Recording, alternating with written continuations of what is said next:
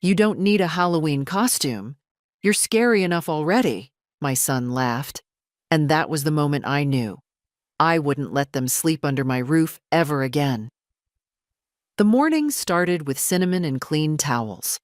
I'd been up since 6, airing out the guest room, folding the napkins just right, checking the porch light bulb for the 10th time. They were due to arrive by noon. My son, his wife, and their 2 little monsters. I mean that with love, or I used to. Halloween had always been their favorite holiday. Costumes, photos, noise, so much noise. I even baked those pumpkin cookies with the little chocolate eyes they liked when they were younger, though no one ever asked me to. The dough stuck to my fingers more than it used to. My joints don't always cooperate these days, but I powered through. I wanted it to be nice. There was a time when these visits filled me with joy. Now, I brace myself. My son, Dean, is 42 now. Works in some tech company I never quite understood.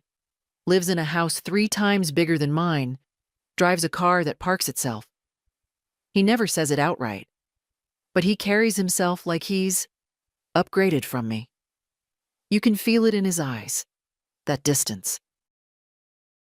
Like he's doing charity by stopping in once a season. Laura, his wife, is polite enough.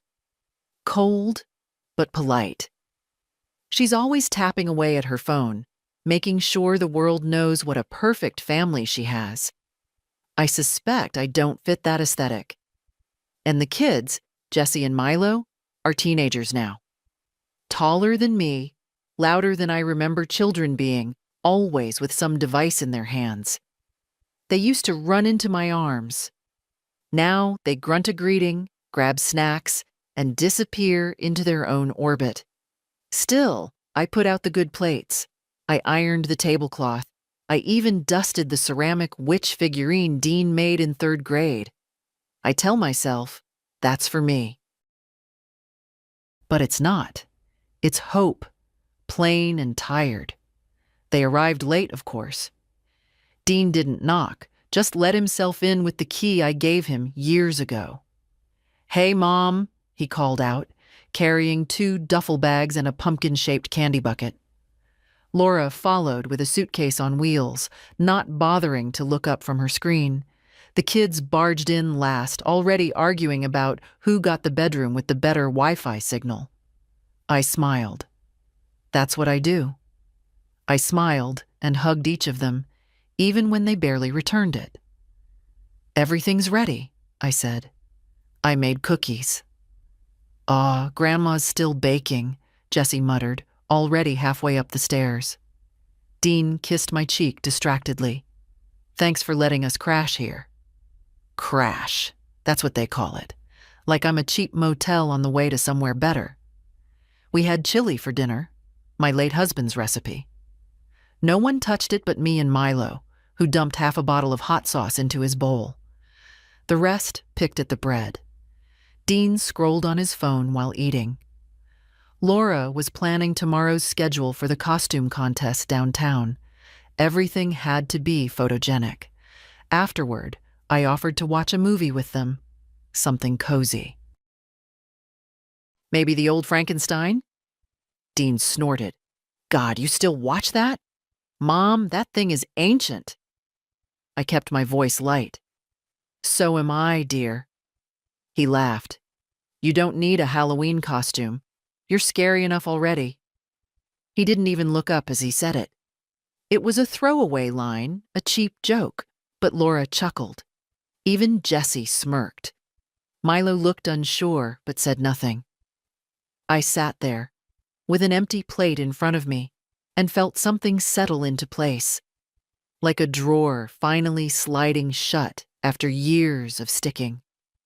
They stayed up late, talking loudly, making plans. I went to my room and stared at the ceiling. By midnight, I'd made up my mind.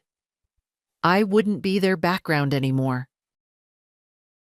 They were still asleep when I got up.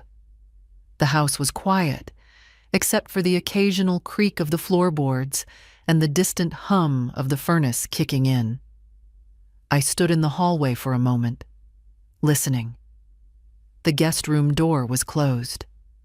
Laura had hung her silk robe over it, pale pink, monogrammed. I'd bought that door 40 years ago with Derek when we added the room after Dean was born. Funny how time turns everything inside out. I went to the kitchen, started the coffee, and sat at the table without turning on the light. I didn't want warmth or comfort. I just wanted stillness. I needed to think. Throwing them out in the middle of the night sounded dramatic, emotional. But it wasn't. It wasn't even anger, really. It was something older, heavier, like a knot I'd stopped trying to untangle finally giving way. I wasn't planning a speech. I wasn't crafting a moment. I just knew I couldn't share a roof with people who could laugh at me and not see the harm. They'd outgrown me. That's what they'd say if they were being honest. Or maybe I'd fallen behind. That's more their language.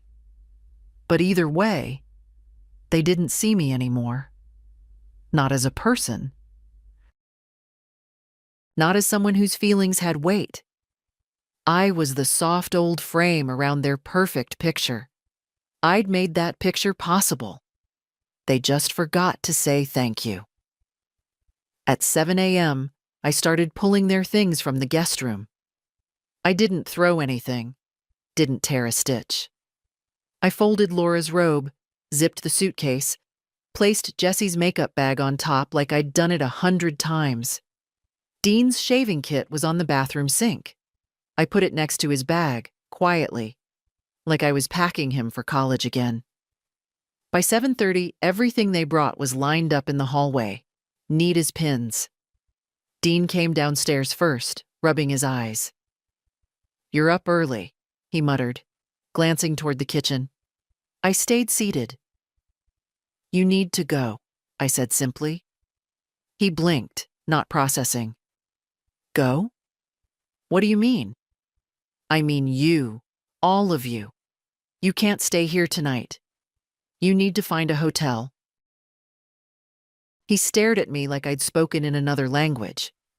"Mom, what are you talking about?" "I heard what you said last night," I said. "And I saw how none of you thought it was wrong." He ran a hand through his hair. "Oh, come on. That was a joke." "I'm not laughing," I said. He exhaled hard. "It was just Halloween talk. Everyone was joking." "You weren't, and neither was I. I've made a home for you every time you've needed it. I've kept the door open, the lights on, the food warm, and you come in, insult me in my own kitchen, and laugh like I'm invisible." Laura appeared in the hallway, robe back on, mascara smudged under one eye. "What's going on?" "Your bags are packed," I said. "I'll call you a cab if you need one." Her mouth opened slightly, as if she might argue, then closed again. She glanced at Dean. He looked stunned, like someone had pulled the floor out from under him. "Mom, it's not that serious." "It is," I said. "I've spent years excusing your tone, ignoring the way you look at me like I'm something you outgrew. I forgave it, because that's what mothers do. But I'm done. I'm 65, not 105. I still see, still feel, and I'm not going to be laughed at in my own home." Jessie came down the stairs, phone in hand. "Are we leaving?" she asked, half awake, half bored. "You are," I said, standing. Laura touched Dean's arm. "Let's just go. We can get a room at the Marlowe." He still didn't move. "You're kicking us out over a joke?" "No," I said. "I'm asking you to leave because you don't see me as someone who deserves respect. That's not a joke." The silence was thick. Even Jessie put her phone down. No one cried. No one apologized. Dean muttered something under his breath, but I didn't ask him to repeat it. They gathered their things. Laura called a rideshare. The kids didn't say goodbye. Dean gave me one last look, a mix of confusion and hurt pride, and then stepped out the door. It closed behind them like a punctuation mark.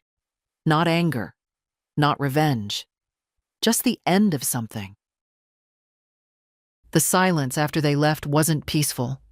It was loud. It echoed through the rooms they'd occupied, bounced off the kitchen tiles, filled the narrow hallway like smoke. I stood by the front door for a while, not moving, just breathing. Their scent was still in the air. Laura's perfume, that synthetic sugar one, Jesse's hairspray, the faint trace of Dean's aftershave, same one Derek used to wear. Strange how your body remembers before your heart does. I didn't cry. I went back into the kitchen, poured the coffee I'd let grow cold. I drank it black. No toast, no eggs. Just the weight of a quiet I hadn't felt in years. The dishes were still in the sink. 4 plates, 2 half-full bowls, 3 glasses, a fork dropped under the table. I stood there looking at it all like it belonged to another house. I didn't rush to clean it. Let it sit. Let it rot a little. Maybe that's what it needed. The garbage bag was already full, so I took it out to the can by the porch. That's when I saw the footprints in the frost on the steps. Long, narrow treads from Dean's shoes. The kids' smaller ones crisscrossed on the concrete. I stared at them for a long time. The morning sun would melt them soon, and that felt fitting. Nothing lasts. I came back inside and sat in the old chair by the window. Derek's chair, really, though it's been mine longer now. The cushion had flattened just the way I like it. There's an indent from my right hip and a soft spot in the armrest where I used to rest the crossword puzzle. Derek used to joke it would mold to me completely if I sat still long enough. He'd have hated last night. He wasn't sentimental, my Derek, but he had a quiet way of protecting people, especially me. He wouldn't have let Dean talk to me like that. He would have stood, said one low word, and that would have been the end of it. That man didn't need volume to be heard. But he's not here.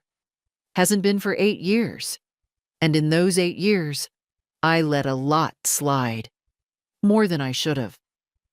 I thought if I kept saying yes, if I kept baking the cookies and offering the guest room, eventually Dean would come back to me.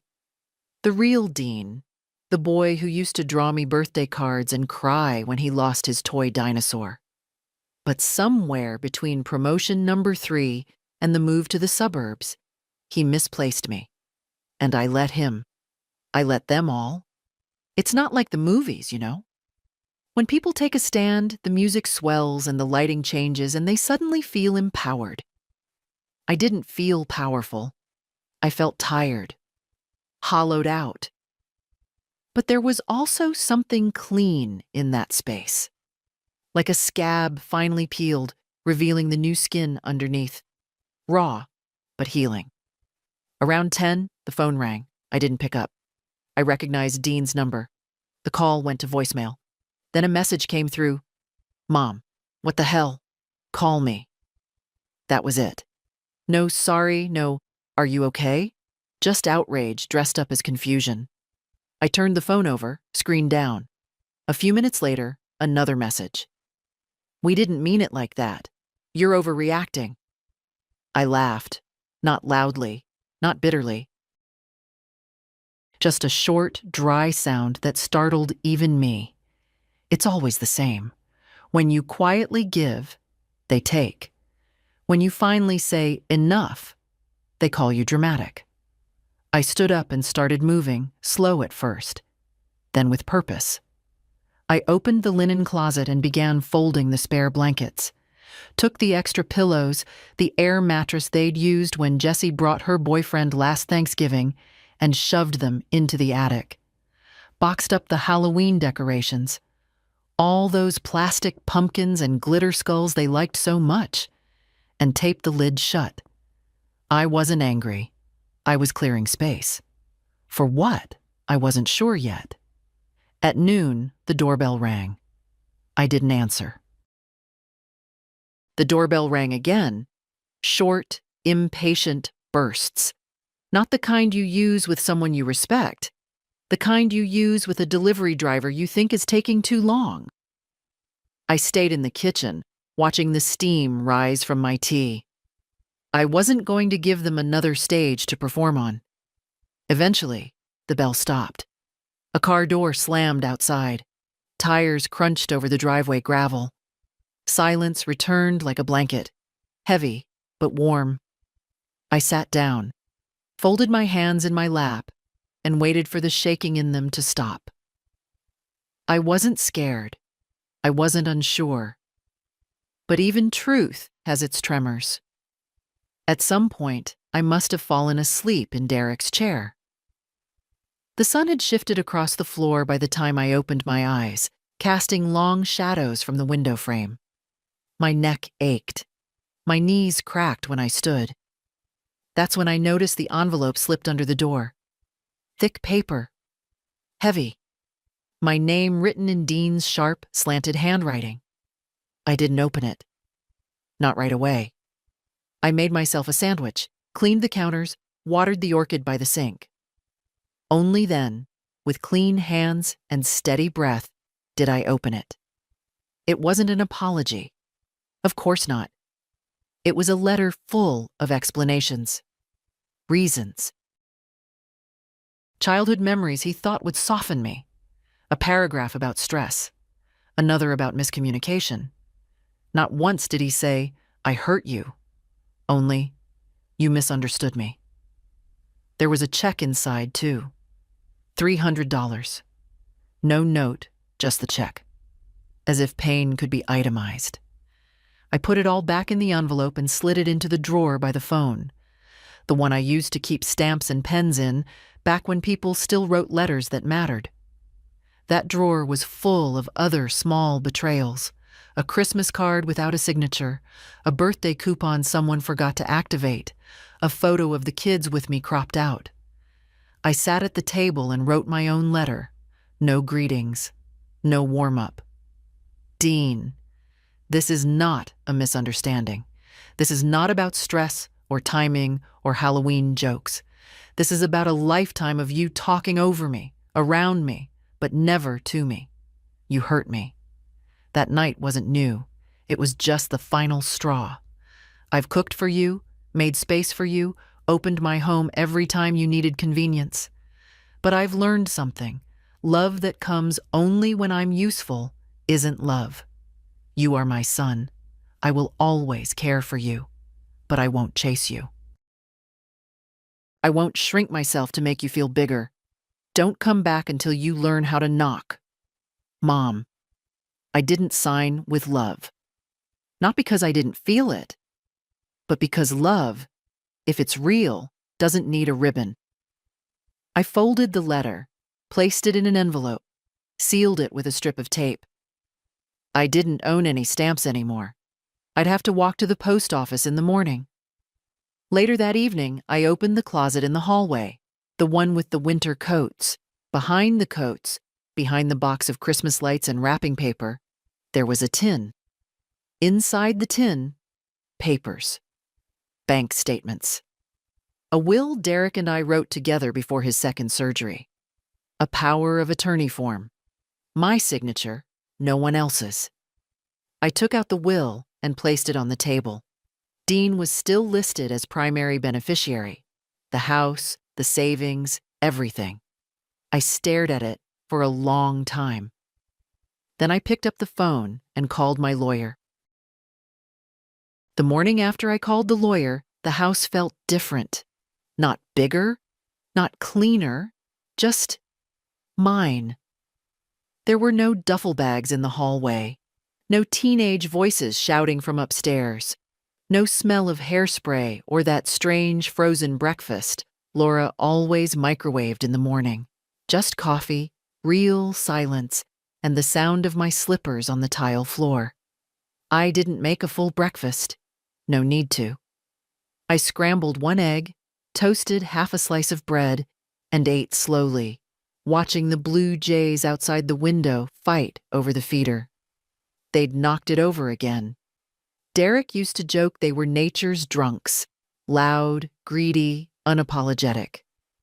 After breakfast, I pulled out the letter I wrote to Dean and slipped it into my coat pocket. I bundled up, the cold was sharper than I expected, and walked down Maple Avenue to the post office. It's not a long walk, but my knees complained the whole way. Still, I didn't mind. There was something steadying about being out on the sidewalk, among people who didn't know me, who weren't expecting anything from me but a nod or a step to the side. The woman at the counter recognized me. "Sending something special, Karen?" she asked, weighing the envelope. "Something necessary," I said.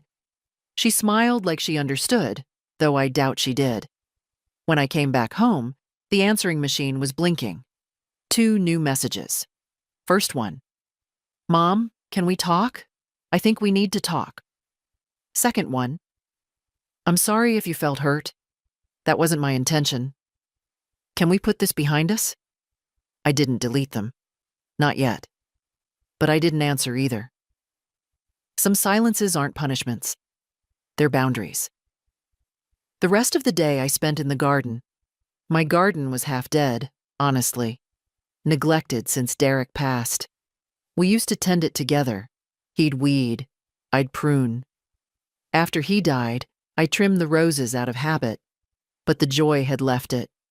Today, I dug. I cleared the corner by the fence where the ivy had taken over.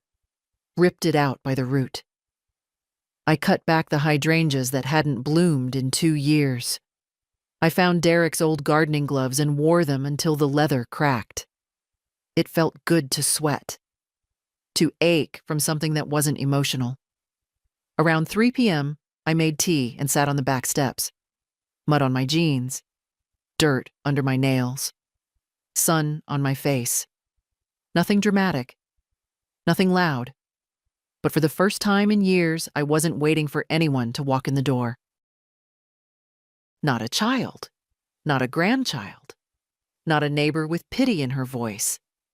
I was simply sitting, in my house, in my life. I wasn't lonely. I was alone. And there's a difference. That weekend, I did something small but significant. I cleared the guest room. Not just cleaned it. I stripped it of its old identity. Took down the blackout curtains Laura always insisted on. Folded the high thread count sheets she brought for comfort. Packed up the extra phone charger, the humidifier, the set of floral towels she never used but always requested. Into a box they went. Every item a reminder of who that room had been for. And then I opened the window. Let in the light. The wallpaper was outdated. A soft green I once thought looked elegant now just made the room feel dim. I peeled back a corner, curious. The glue came off easier than expected. And just like that, I spent the next 2 hours tearing it all down with my bare hands. It felt rude, joyously rude, like I was scratching off a label that never belonged. Underneath was a surprise. Pale blue paint from decades ago. The color Derek picked when Dean was still in grade school. I ran my hand along it. It was chipped, faded, imperfect, and it felt more honest than anything that had been pasted on since. Later, I opened the closet, not to organize it, but to reclaim it.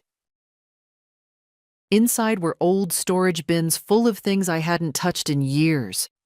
Board games with missing pieces, a scarf Laura once left and never asked about, a baby monitor from when Dean's family visited with the kids, even though I never let them sleep in a separate room from me. They never trusted my ears. I took out one of the bins and emptied it onto the floor. In the bottom was a worn envelope labeled "Someday." I remembered that handwriting, my own, 30 years ago. Inside were pages from an old magazine, ideas for a sewing nook I never built, patterns I never tried, swatches of fabric still folded into neat squares. I sat down on the floor, legs stiff, and spread them out. I used to dream about that. A room just for me. A quiet table, a good lamp, a wall shelf full of colored threads. I never made it happen. Life had other plans, or rather, other people's needs always came first. Until now. I measured the wall, not expertly, just enough to imagine where a small desk might go.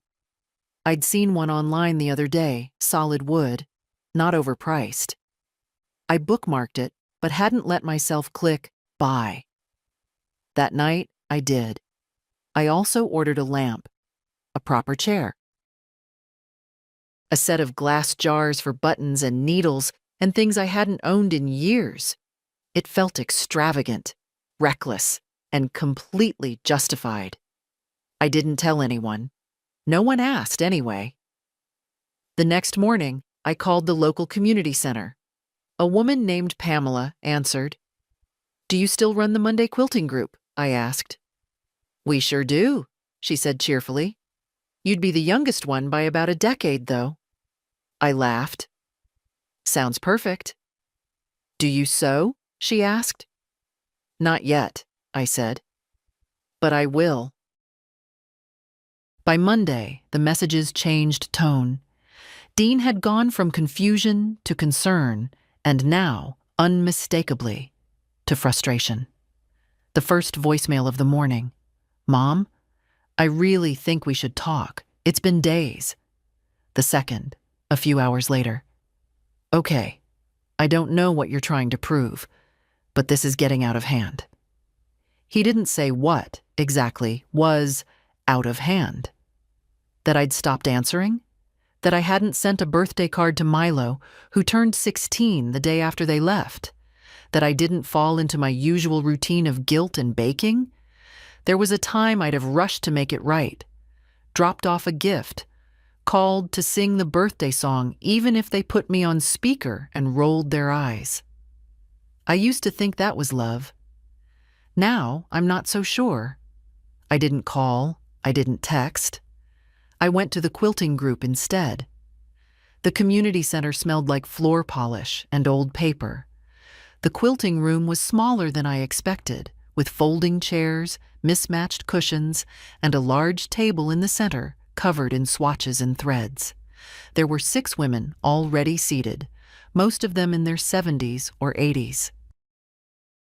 One of them, Agnes, had hearing aids and a lipstick color that defied nature. Another, B, wore a sweatshirt that read, "Retired but dangerous." I liked them immediately. Pamela, the coordinator, introduced me as Karen, new but determined. They nodded in welcome, like I'd passed some unspoken test.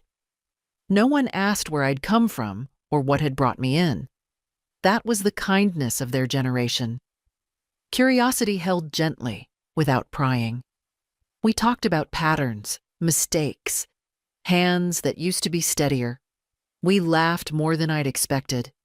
When I admitted I hadn't sewn a thing in over 30 years, Agnes patted my arm and said, "Good. You won't have bad habits to unlearn." When I came home, there was a box on my porch. Dean's handwriting again. A small, neat package. Inside, a framed photo of the kids, one from last year's Christmas. Laura had probably chosen it. There was no note. I placed it on the table by the front door, stood there for a moment, then turned it face down. Not in anger, just honesty. They weren't smiling for me in that picture. They were smiling for the camera. That evening, the phone rang. This time I answered. Not Dean, Jessie. "Hi, Grandma," she said, cautious. "Are you mad at me?" I sat down. "No, sweetheart, I'm not mad. Dad says you're not talking to anyone, that you're upset." "I'm not talking to your parents right now," I said gently. "That's between us. You're not responsible for what they say or do." She was quiet for a moment. Then, did I do something wrong? And that hurt, that she would ask, that she didn't know. No, I said firmly. You didn't. But I need some space right now. I need people to treat me like I matter, not like wallpaper. She didn't fully understand. I could hear it in her silence. But she respected it. That was enough. After the call, I sat in the dark for a long time. No tears, just the hum of the refrigerator and the ache of a life being slowly rewritten. This wasn't a rebellion. It was restoration. On Wednesday, I called Marion. We hadn't spoken in a few weeks. Not out of distance, just the way time drifts when you're not looking. Marion was one of the few people who never asked for explanations, never counted favors. We met 30 years ago at a school fundraiser, bonded over burnt cookies and shared eye rolls, and stayed connected through widowhood, hospital visits, and every kind of silence in between. I didn't tell her everything over the phone, just invited her for tea. She showed up in her usual way, unannounced, right on time, carrying a paper bag with scones and wearing a scarf that looked like it belonged in a Paris window. Well, she said, stepping inside, either you've finally decided to redecorate or you've declared war. Which is it? I smiled. A little of both. She raised an eyebrow but didn't press. We sat at the kitchen table, the old one with a faded ring from Derek's coffee mug, still visible in the wood grain. I poured the tea, added the lemon, passed her a scone. Then I told her. Not all at once, not with dramatics, just the facts.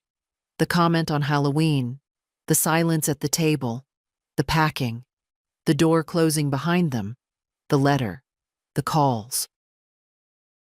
My answer. Marion listened like she always had, chin slightly tilted, one hand around her cup, nodding now and then, her eyes never leaving mine. When I finished, she put her teacup down and said, simply, "Good." I blinked. Good? Karen, how long have I watched you cook for them, plan around them, walk on eggshells not to make Dean grumpy or Laura bored? I didn't answer. How long have you told me it's not worth a fight, or they don't mean it, or maybe next year will be different? Still, I stayed quiet. And how long, she continued, voice gentle now, have you swallowed the hurt and called it peace? That's when it hit me. It hadn't been peace.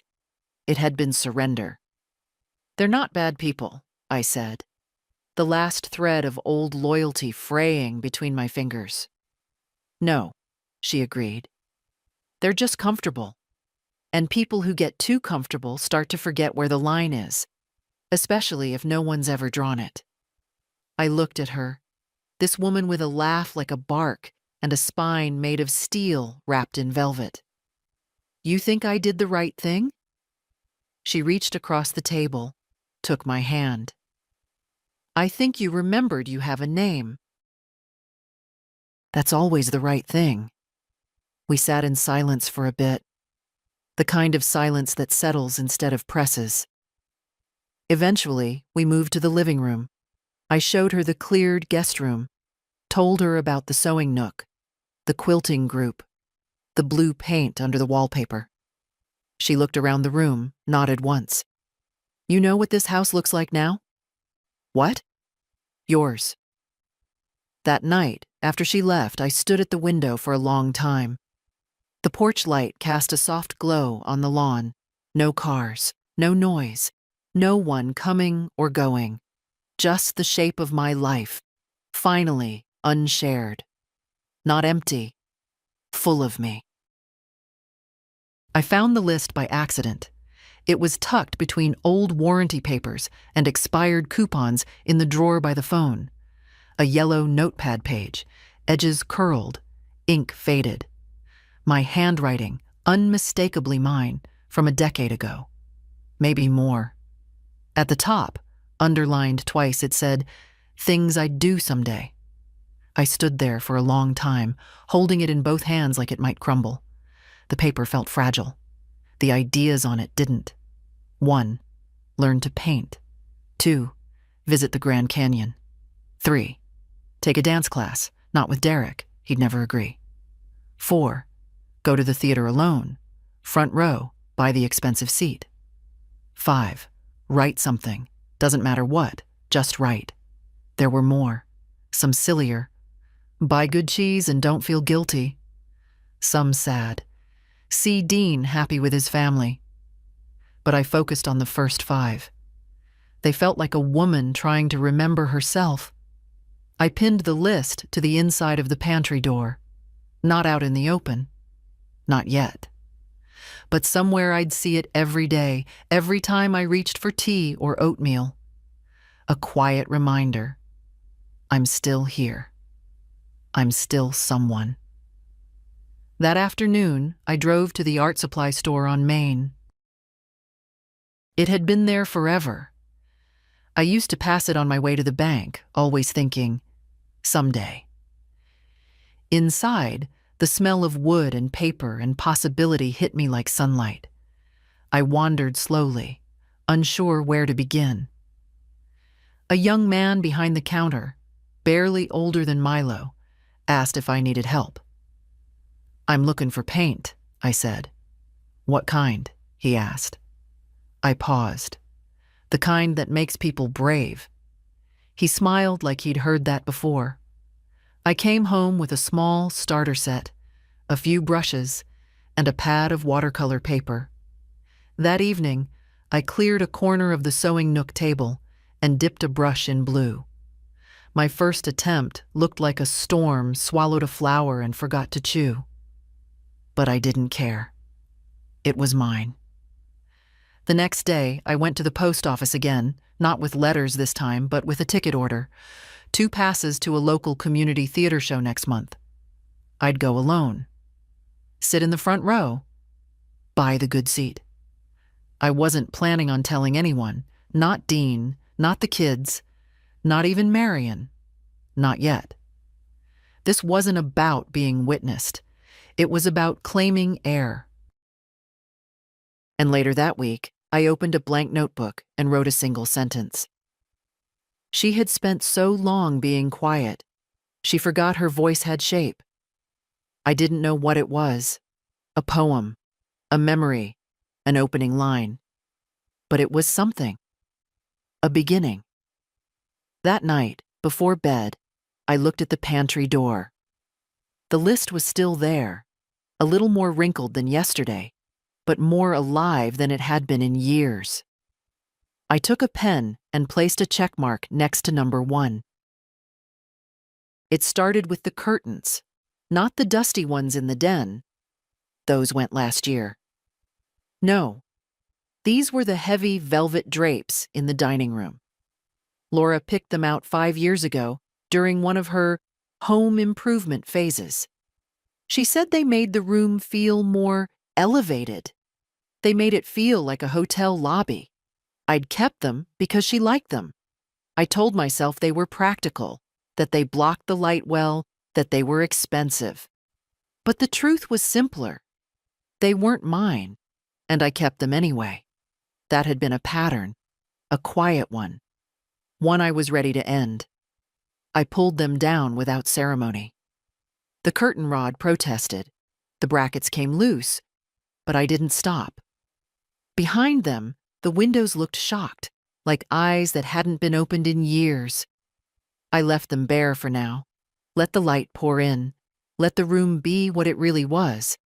Not elegant, but honest. That set something off. I moved to the hutch. Inside, the china set Dean and Laura gave me for Christmas one year. White, rimmed in gold, too delicate to ever touch. For display, she'd said. I'd used it twice. Not because I was afraid to break it, but because it never felt like it belonged here. I wrapped each piece carefully and packed it away in a box labeled, "Leave it." I opened the linen closet. Half the towels were from guest sets. picked by someone else, monogrammed with initials that weren't mine. Into the donation pile they went. In the bedroom, I found old picture frames with posed smiles and stiff shoulders. Ones where I could see, now, how much I'd tried to fit into corners. I didn't throw them out. I just took them down, replaced them with older ones. Sun-faded prints of Derek holding a garden hose, me in a windbreaker with my hair wild, laughing too hard to be graceful. I stood there looking at us, real us, and whispered, "There you are." In the garage, I discovered a box labeled for family visits. Inside, extra toothbrushes, unopened shampoo, board games no one ever played, plastic cups with cartoon characters long forgotten. I sat on the concrete floor, pulled the box into my lap, and sorted. Some things I kept, a deck of cards, a blanket Jessie loved as a toddler, but most of it I let go. Because I realized something. I'd spent years keeping a version of the house that wasn't mine just in case they came back. A version of myself, too. Not anymore. That night, the house felt lighter. Not just physically, though the donation bags piled near the front door said otherwise, but emotionally. Like a room you'd finally exhaled in after holding your breath too long. I sat in my new sewing nook. The lamp cast a warm circle of light on the table. A square of fabric waited under the needle. My painting supplies rested nearby, still damp from the day's effort. The photo of Derek smiled down at me from the shelf. Just him. No cropping, no edits. There was no silence. Not really. The house was breathing with me. I realized then, I wasn't clearing space for someone to return. I was making room for someone who'd never really lived here before. Me. The message came late in the evening, just as I was folding fabric squares into a basket by the window. "Hi, Grandma. I know things have been weird. I just wanted to say, I'm sorry. For not saying anything. For laughing, even a little. I didn't mean to. I think about that night a lot. Can I come see you? Just me. No one else. Milo. The one who never quite fit the family mold. Quieter than Jesse. Less polished than his parents wanted him to be. The same kid who once stayed up with me baking banana bread at midnight because he couldn't sleep without real food. He was 12 then. Maybe 13. I remembered the way he watched the oven like it was magic. I sat with the message for a while. My first instinct was to protect the silence I'd built like a fence. But this wasn't noise. It wasn't pressure. It wasn't even guilt. It was a boy, now nearly a man, trying to find his way back to something good. I typed slowly. "Thank you for saying that. You're welcome to come by. But only if you want to. And only if it's for you, not for them." He replied right away. "It is. It's just me. I want to talk. I've been thinking about some stuff." We agreed on Saturday afternoon. No plans. No expectations. Just tea. That morning, I made lemon bars, the way I used to when he was little, and laid out 2 mugs, not 4. He showed up alone, as promised. A little taller. Hair shaggier than I remembered. Hoodie sleeves pulled over his hands. When I opened the door, he looked nervous. "Hi," he said. "Hi," I said back. We stood for a moment in the doorway, then I stepped aside. "Come in." He walked in like someone visiting a museum, cautious, wide-eyed, quiet. He looked around, took in the changes, the open dining room windows, the empty guest room, the sewing table. "It looks different," he said. "It is. I like it," he added, almost shyly. We sat at the kitchen table. I poured tea. He took a lemon bar and broke it into neat halves before tasting it. "I missed this," he said. Lemon? He smiled. You. We didn't talk about his parents. Not at first. Instead, we talked about his classes, his plans, how he wasn't sure if he wanted to go to college right away, how he felt like he was always being measured by standards he didn't help define. I listened. I didn't rush to advise or fix. I just let him talk. Let him breathe in the way I'd always wished someone had let me when I was younger and still learning how to carry silence. Eventually, he said it. I knew it was wrong, what Dad said that night. I just didn't know how to say anything. I nodded. That's fair. You're allowed to learn in your own time. He looked at me, eyes bright but steady. I want to be better than that. I don't want to grow up thinking it's normal to talk to people that way. Then don't, I said. Start here. I think I already have, he said softly. Before he left, I handed him a small package, a notebook, a real one, not digital. Blank pages, soft cover. What's this for? He asked. To write what you don't know how to say out loud yet. He nodded like he understood. As he walked down the porch steps, he turned back once. Grandma? Yes? I'm glad you kicked us out.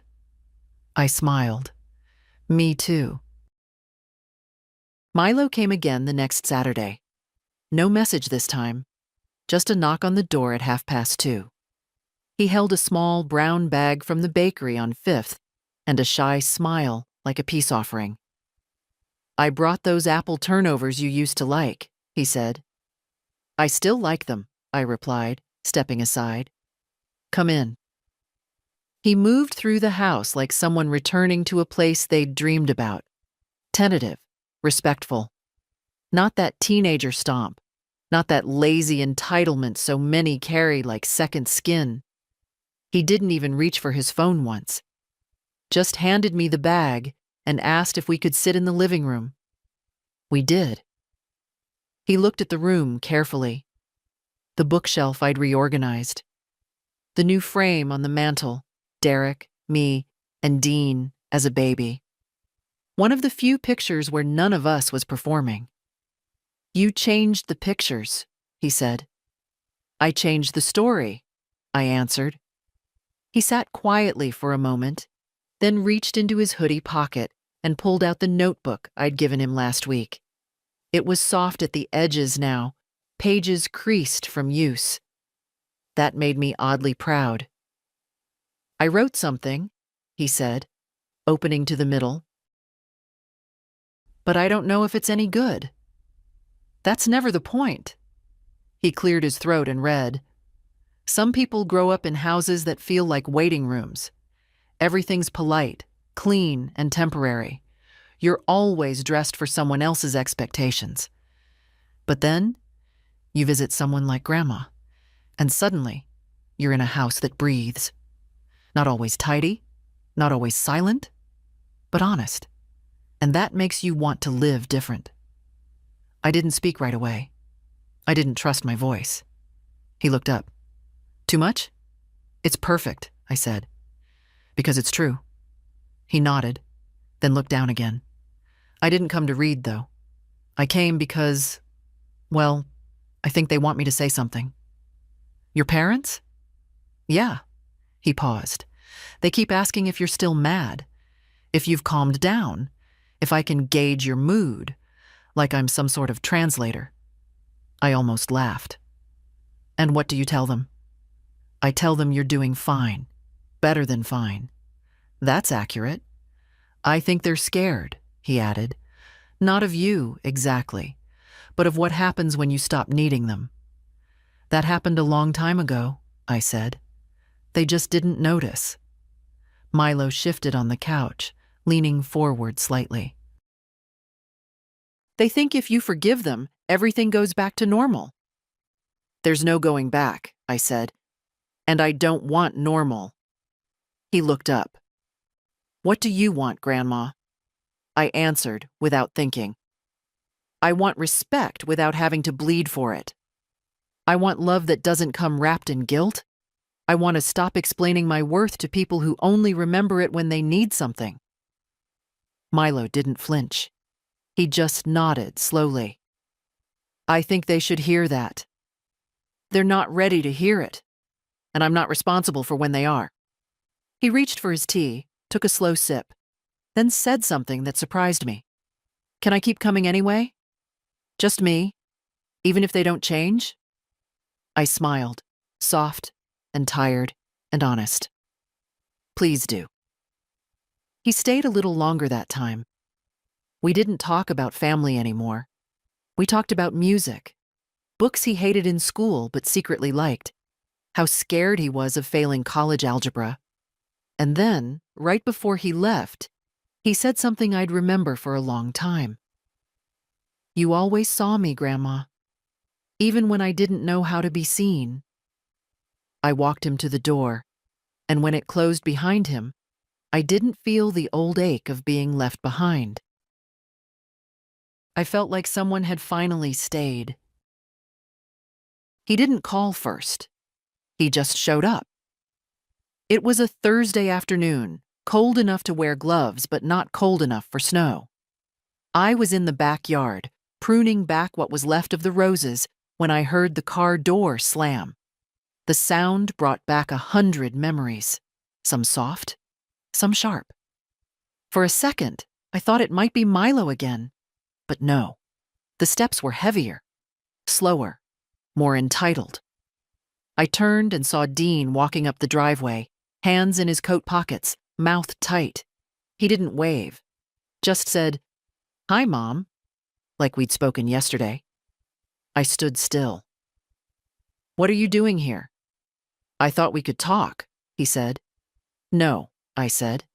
"You thought you could control the conversation better if you showed up." He blinked. The old tactics never worked on me for long, but he always tried them again, just in case I'd softened. This time, I hadn't. "I brought coffee," he added, as if that might count for something. I didn't move from the rose bush. He stepped closer. "Look, this has gone far enough. We can't go the rest of our lives not speaking." "We've gone plenty of years not really speaking," I said, brushing a thorn from my glove. He shifted his weight, trying for casual. "I know you were upset, I get that. But don't you think this reaction has been a little dramatic?" And there it was. That word again. "Dramatic," I repeated. "Come on," he said. "You kicked us out over a joke. The kids—" I turned then, full, still. And when I spoke, my voice didn't rise. It didn't shake. "You insulted me in my own kitchen, in front of your children. You made a joke at my expense, and then you all laughed like I wasn't even there. And now you stand here, not to apologize, but to manage the fallout." Dean opened his mouth, closed it, then looked around the yard like it might give him an out. "This was never about one comment," I continued. "This was about years. Years of visits that felt like obligations. Years of you walking through my door like it was a checkpoint. Years of your wife rearranging my home like it wasn't good enough for her curated lifestyle." He shifted again, this time uncomfortably. "Laura didn't mean anything by it. I don't care what she meant. I care how I felt. And you never asked." He stared at me. "So what? You just cut us off?" "No," I said. "I stopped cutting myself open to make room for people who only see me when I bleed."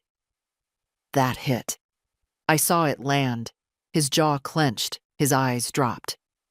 "Milo's been coming by," I said. "He came on his own. He apologized, not just for what happened, but for what he didn't say. And he listened." Dean said nothing. "You haven't called because you care. You called because you're losing control of the story. You think if you can smooth this over, everything goes back to how it was." He lifted his eyes. "Can't it?" "No," I said, "because I finally see that how it was wasn't enough." We stood in silence, just wind and dead leaves, and the brittle sound of branches clicking against each other. Then, softly, "So what now?" "Now," I said, "you figure out who you are without me carrying your guilt for you. You stop pretending your charm excuses your disrespect. And you learn what real repair looks like. Not convenience, not money, not a surprise coffee on a weekday." "I didn't mean to hurt you," he said, almost a whisper. "But you did," I said, "and you didn't care until it cost you something." He exhaled. "I miss you. You miss the version of me that didn't speak up." He looked down again, nodded once, like maybe, just maybe. He was hearing it for the first time. "Can I come in?" "No," I said. "Not today." "Will there be a day?" "That's not up to me anymore," I said. "That's up to who you decide to become." I turned back to the roses. Dean stood there a few more seconds, then walked back to his car. He didn't slam the door this time. He just drove off. And for the first time in my life, I didn't feel left behind. I felt like I'd stayed exactly where I needed to be. The office was quiet, paneled in that old honey-colored wood no one uses anymore. The chairs creaked softly. The windows were thick, the kind that make you feel sealed away from the world. I liked it. It gave decisions the weight they deserved. My lawyer, Mr. Gardner, was kind. Older than Dean, younger than me. Sharp in the eyes but soft around the edges. We'd met after Derek passed, back when I still thought I'd leave everything exactly as it was, because it felt safer that way. Fairer. But fair, I've come to learn, isn't the same as good, and it certainly isn't the same as earned. "I'd like to amend the will," I told him. "Not out of spite, just clarity." He nodded. "Of course, Karen. You don't need to justify anything to me. It's your estate. Your voice." I handed him the paper I'd written that morning. It wasn't angry.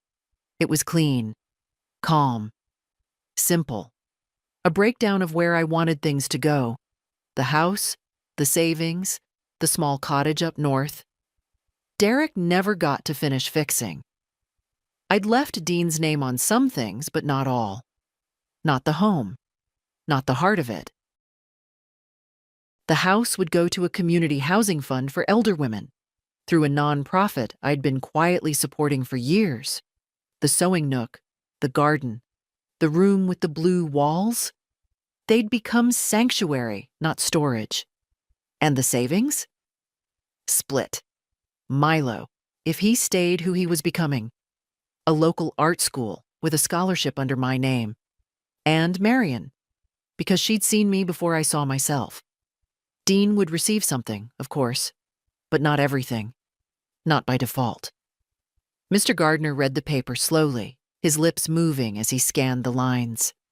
When he finished, he looked up with a small, surprised smile. "You've thought this through," he said. "I've lived it through," I answered. We made the changes. Signed, stamped, filed. No drama.